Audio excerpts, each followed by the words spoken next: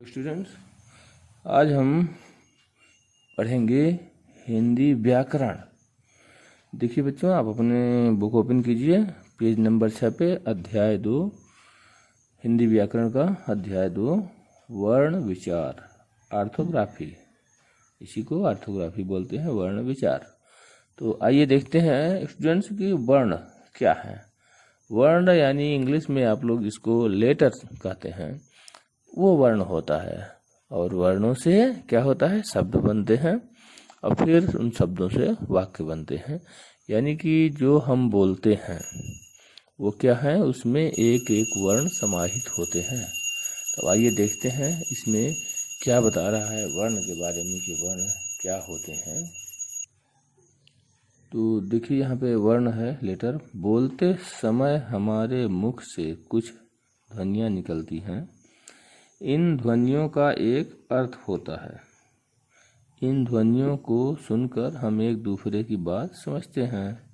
इन ध्वनियों से ही शब्द और फिर शब्दों से वाक्य बनते हैं। देखिए स्टूडेंट, जैसा कि हमने अभी बताया आपको, है ना, कि वर्ण जो होते हैं लेटर, इनसे शब्द बनते हैं मिल करके और फिर शब्दों से वाक्य बनते हैं। तो देखिए यहाँ पे क्या बताया जा रहा है कि बोलते समय हमारे मुँह से कुछ ध्वनियाँ निकलती हैं और इन ध्वनियों का एक अर्थ होता है। तो इन ध्वनियों को सुनकर हम एक दूसरे की बात को समझते हैं। यानी कि जब हम बोलते समय हमारे मुख से जो ध्वनियाँ निकलती हैं, जैसे हम बोलते हैं क्लास में आए कि स्टूडेंट्स गुड मॉर्निंग, या बच्चों इधर आओ। तो बच्चों इधर आओ जो ये ध्वनि निकलती है, इसका एक अर्थ होता है कि आपको इधर बुलाया जा रहा है कि बच्चों इधर आइए, तो आपको उधर आना है। तो ये जो है इसका एक अर्थ होता है ना। और इसको सुन करके आप समझ जाते हैं कि हमको इधर बुलाया जा रहा है ना। तो अब देखिए इस वाक्य में बच्चों इधर आओ शब्द हैं और उन शब्द जो है किससे बने हैं, वर्णों से बने हैं, है ना। तो इन ध्वनियों से ही शब्द और फिर शब्दों से वाक्य बनते हैं, है ना। अब आइए आगे देखते हैं और इसको और विस्तार से समझते हैं। देखिए तथा समझिए। कछुआ शब्द की ध्वनि है। कछुआ क्या है, शब्द की ध्वनि है। गुड़िया शब्द की ध्वनि है। देखिए यहाँ पे कछुआ बना हुआ है, इधर गुड़िया की पिक्चर बनी हुई है। तो गुड़िया भी जो है शब्द की ध्वनि है और कछुआ भी शब्द की ध्वनि है। अब देखिए कछुआ शब्द में क्या क्या वर्ण हैं, यहाँ पे हमको ये समझना है कि कछुआ शब्द में कौन कौन से वर्ण हैं। तो देखिए पहले तो यहाँ क है, फिर अ है, फिर छ है, फिर उ है, फिर आ है। तो देखिए यहाँ पे हमें अ तो दिख नहीं रहा है क्योंकि यहाँ पे क के बाद छू है। छू में तो उ की मात्रा दिख रही, लेकिन यहाँ पे क में या की मात्रा नहीं दिख रही, लेकिन ये होता है ना। तो क अ छु छ उ आ मिला करके क्या बनता है, इन वर्णों को जोड़कर कछुआ शब्द बनता है। अब इसी तरफ देखिए गुड़िया है तो ग है।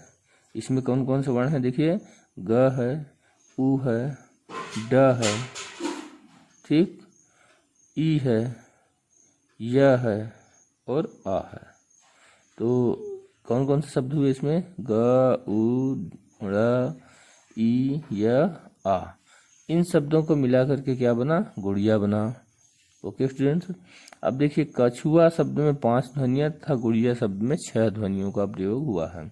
यहाँ पे देखिए आप काउंट करेंगे कछुआ में तो 1 2 3 4 5 वर्ण है। और इसमें आप काउंट करेंगे तो 1 2 3 4 5 6 वर्ण है। तो यहाँ 5 वर्ण और यहाँ 6 वर्णों को मिला करके ये शब्द बने हैं, है ना। अब देखिए इन ध्वनियों के और टुकड़े नहीं किए जा सकते। ये जो ध्वनियाँ हैं, जो वर्ण हैं, इनके और इससे ज़्यादा टुकड़े नहीं किया जा सकते हैं। लिखित रूप में वही ध्वनियाँ वर्ण कहलाती हैं जिसे हम आँखों से देख और पढ़ सकते हैं। वर्ण भाषा की सबसे छोटी इकाई है। वर्ण को अक्षर भी कहा जाता है। देखिए क्या बता रहा है यहाँ पे, लिखित रूप में यही ध्वनियाँ वर्ण कहलाती हैं। जैसे यहाँ पे कछुआ में क अ छ उ आ, ये ध्वनियाँ क्या है, ये वर्ण कहलाती हैं, यही वर्ण कहलाते हैं। इनको हम आँखों से देख और पढ़ सकते हैं। जैसे यहाँ पे लिखा है तो हम इनको देख भी रहे हैं कि लिखा है और पढ़ भी सकते हैं। वर्ण क्या होते हैं? भाषा की सबसे छोटी इकाई होती हैं और वर्णों को ही अक्षर भी बोलते हैं। जैसे कि हम लोग बोलते हैं ना कि ये अक्षर है, तो अक्षर भी बोलते हैं। अतः हम ये कह सकते हैं कि भाषा की सबसे छोटी इकाई कौन है? वर्ण है। अब देखिए आपका एक प्रश्न का उत्तर भी मिल गया कि जब आगे पूछा जाएगा कि भाषा की सबसे छोटी इकाई कौन सी है, तो आपको देखिए यहाँ पे लिखा हुआ है भाषा की सबसे छोटी इकाई को वर्ण कहते हैं। अब मान लीजिए ये प्रश्न आ गया कि भाषा की सबसे छोटी इकाई को क्या कहते हैं, तो आपको बताना है कि भाषा की सबसे छोटी इकाई को वर्ण कहते हैं। ठीक, तो और जैसे ये भी प्रश्न आ गया कि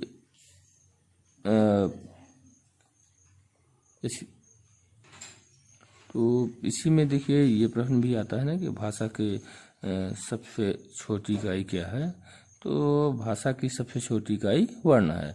अब देखिए हम यहाँ पे आते हैं वर्णमाला, इंग्लिश में जिसको अल्फ़ाबेट कहते हैं। हिंदी में 11 स्वर और 33 व्यंजन होते हैं। ठीक, अब ये देखिए भाषा की दृष्टि से सबसे समृद्ध भाषा है, क्योंकि आप किसी भी अन्य भाषा में जाएंगे तो वहाँ पे इतने वर्ण नहीं होते हैं।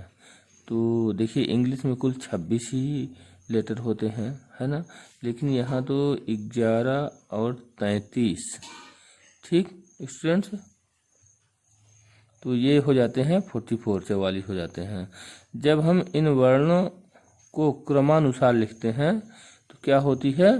वर्णों की माला बनती है, उसी को हम वर्णमाला कहते हैं, है ना। अब ये तो आप लोग समझ गए कि इसे वर्णमाला क्यों कहते हैं, क्योंकि 11 स्वर और 33 व्यंजन को जब हम एक क्रम से लिखते हैं तो वर्णों की माला बन जाती है और इसे हम क्या कहते हैं?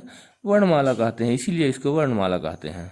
ठीक, तो अब देखिए यहाँ पे निश्चित क्रम में लिखे गए वर्णों के समूह को क्या कहते हैं? वर्णमाला कहते हैं। अब अगर ये पूछ लिया जाए कि वर्णमाला क्या है, तो आपको उत्तर देना आपके लिए बहुत आसान होगा कि निश्चित क्रम में लिखे गए वर्णों के समूह को वर्णमाला कहते हैं। तो स्टूडेंट्स अब देखिए वर्णों के भेद। तो वर्णों के 2 भेद होते हैं, स्वर और व्यंजन, है ना। ये हमने यहाँ पहले ही पढ़ दिया है ना कि 11 स्वर और 33 व्यंजन होते हैं। तो वर्णों के 2 भेद होते हैं, स्वर और व्यंजन, है ना। अब देखिए आज की क्लास यहीं समाप्त होती है। हम स्वर और व्यंजन को अगली क्लास में स्टडी करेंगे, अगली क्लास में पढ़ेंगे। So okay students, bye.